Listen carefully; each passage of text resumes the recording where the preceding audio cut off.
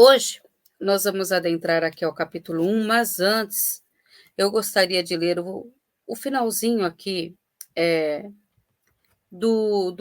antes do início do capítulo 1, tem o finalzinho do prefácio do Emmanuel, que é um resumo justamente sobre toda a história que ele contou do peixinho e o que ele quis dizer com aquela história.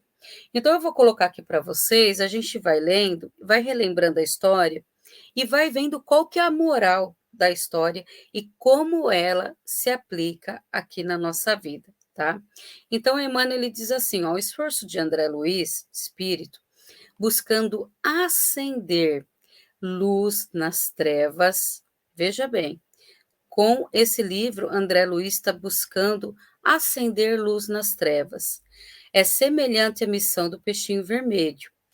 Encantado com as descobertas do caminho infinito, realizadas depois de muitos conflitos no sofrimento, volve aos recôncavos, ou seja, ele volta aos recôncavos, aos cantos aqui da crosta terrestre, anunciando aos antigos companheiros que, além dos cubículos em que se movimentam, resplandece uma outra vida, mais intensa, mais bela, exigindo, porém, acurado aprimoramento individual para a travessia da estreita passagem de acesso às claridades de sublimação.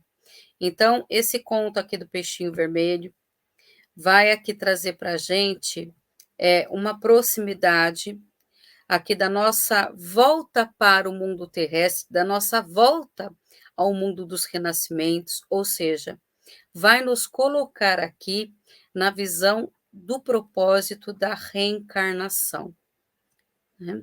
Afinal de contas, por que nós precisamos reencarnar muitas vezes? Então, esse conto cheio de símbolos vai nos dizer justamente que quando nós passamos por a nossa jornada evolutiva, perdendo escamas, passando pelo sofrimento, pela dor, mas desbravando caminhos do infinito, né? E nos encontrando com todo o poder de Deus e a beleza por ele criados, a gente se compadece dos que aqui a gente, né, teve toda uma história dos amigos, dos companheiros, dos familiares que aqui ficaram na Terra.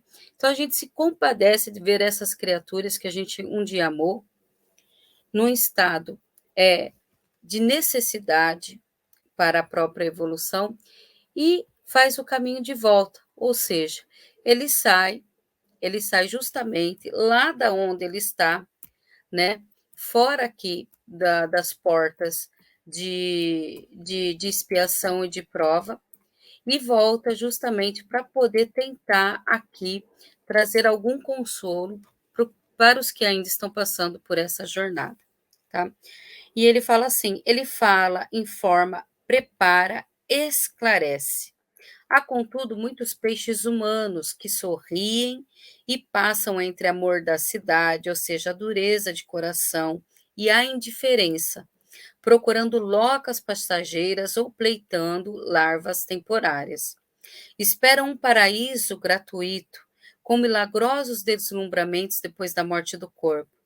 Mas, sem André Luiz e sem nós, humildes servidores de boa vontade, para todos os caminheiros da vida humana, pronunciou o pastor divino as indeléveis palavras: a cada um será dado de acordo com as suas obras. Ou seja, pessoal, sem as instruções dos amigos abnegados e já enraizados no propósito do bem maior, fica difícil sem as revelações do mundo espiritual para nós, criaturas ainda despreocupadas com a existência, com a própria existência e com a sobrevivência da própria alma, do próprio espírito. Sem esse auxílio fica difícil para nós entendermos toda uma realidade que nos cerca, porque nós nos colocamos acomodados, né, num papel até mesmo de aceitação, né, cega da dor, do sofrimento e da condição que está, sem nenhuma perspectiva de mudança. E a história do peixinho vermelho, a moral dela é justamente isso: buscar a renovação, a mudança interior, para que se exteriorize para fora de nós toda essa mudança.